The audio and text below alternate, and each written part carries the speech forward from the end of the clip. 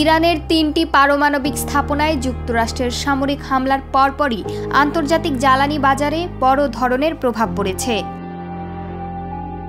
সোমবার ২৩ June British সংবাদ মাধ্যম বিবিসি এক প্রতিবেদনে জানিয়েছে, যুক্তরাষ্ট্রের এই অভিযানের জেরে তেলের বাজারে তাৎক্ষণিক মূল্যবৃদ্ধি দেখা গেছে।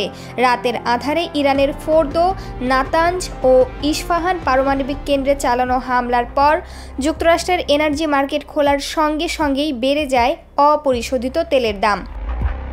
আন্তর্জাতিক মানদণ্ড হিসেবে পরিচিত ব্রেন্ট ক্রুড তেলের দাম লেনদেনের শুরুতেই ৩% বেশি বেড়ে গিয়ে প্রতি ব্যারেল ৭৯ মার্কিন ডলারের উপরে উঠে যায়।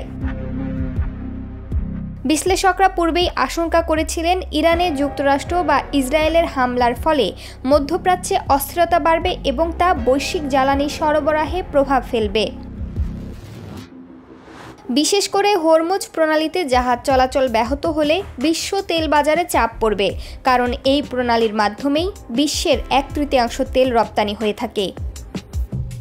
তেলের এই দাম বৃদ্ধির প্রভাবে এশিয়ার শেয়ার বাজারেও চাপ পড়তে পারে বলেও মনে করছেন বিশ্লেষকরা, কারণ মধ্যপ্রাচ্যের ভূ রাজনৈতিক উত্তেজনা বৈশ্বিক অর্থনীতিতে নতুন করে অনিশ্চয়তা সৃষ্টি করতে পারে।